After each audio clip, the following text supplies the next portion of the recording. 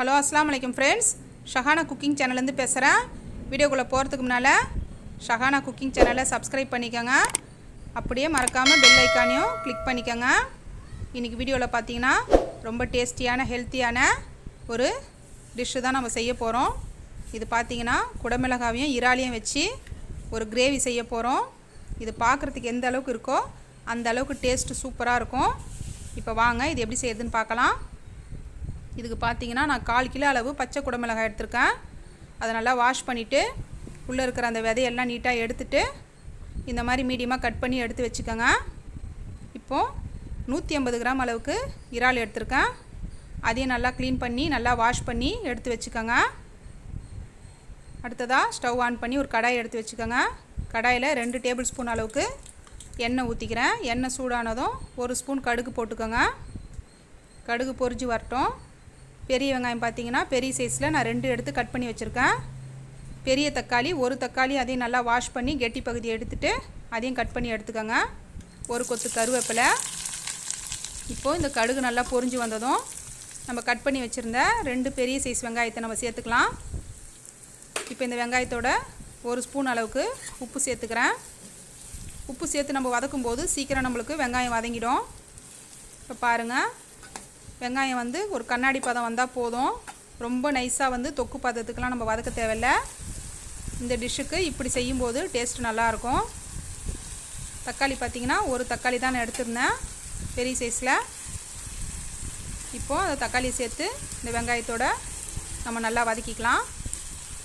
வெங்காயம் கண்ணாடி பதம் வந்ததும் தக்காளி சேர்த்துக்கோங்க.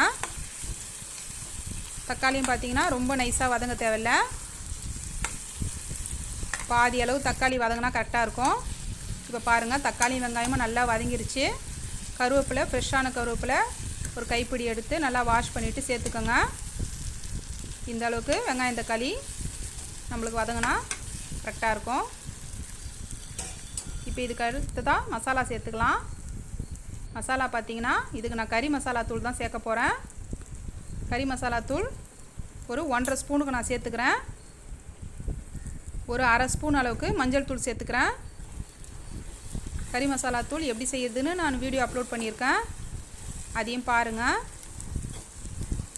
இப்போது இந்த மசாலாவை சேர்த்து நல்லா இந்த வெங்காயம் தக்காளியை நல்லா மீடியம் ஃப்ளேமில் ஸ்டவ்வை வச்சுட்டு மிக்ஸ் பண்ணிக்கோங்க. இப்போ பாருங்கள், இந்த அளவுக்கு நம்மளுக்கு அந்த பச்சை வாசனைலாம் போய் நல்லா வதங்கி வந்துருச்சு. இப்போது நம்ம கட் பண்ணி வச்சுருந்த 1/4 கிலோ குடமிளகாவை சேர்த்துக்கலாம். இந்த கலர் இல்லைங்க, உங்களுக்கு எந்த கலருக்கு குடமிளகாய் கிடைக்குதோ அதில் கூட நீங்கள் செய்யலாம், அதுவும் நல்லாயிருக்கும். நான் பச்சை குடமிளகாய் தான் செஞ்சுருக்கேன். இப்போ பாருங்கள், நான் மீடியம் ஃப்ளேமில் தான் வச்சுருக்கேன் ஸ்டவ்வை.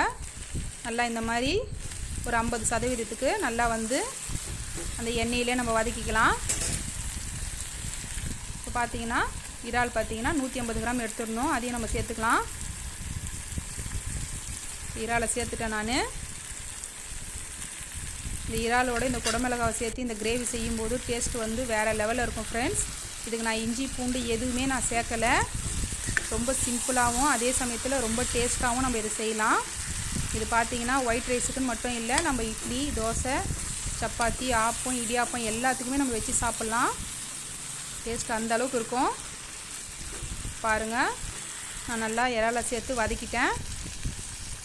இப்போது தண்ணி பார்த்திங்கன்னா ஒரு 1/2 டம்ளருக்கு ஊற்றி ஒரு 5 நிமிஷத்துக்கு இந்த மாதிரி நல்லா நம்ம வேக வச்சு எடுத்துட்டோம். இப்போ பாருங்கள், தண்ணியெல்லாம் நல்லா வற்றி நம்மளுக்கு இறாலும் குடமிளகாவும் சூப்பராக வெந்து வந்துடுச்சு. வாசனை அந்தளவுக்கு இருக்குது, டேஸ்ட்டாக அந்தளவுக்கு சூப்பராக இருக்கும். நீங்கள் செஞ்சு பாருங்கள், இந்த டேஸ்ட்டை நீங்கள் மறக்கவே மாட்டீங்க. இப்போ ஸ்டவ் ஆஃப் பண்ணிக்கலாம். இப்போ பாருங்கள் ஃப்ரெண்ட்ஸ், நான் வேறு ஒரு பாத்திரத்துக்கு மாற்றிட்டேன். இந்த டிஷ்ஷை நீங்கள் வீட்டில் ட்ரை பண்ணி பார்த்துட்டு எப்படி இருந்ததுன்னு கமெண்ட்டில் சொல்லுங்கள்.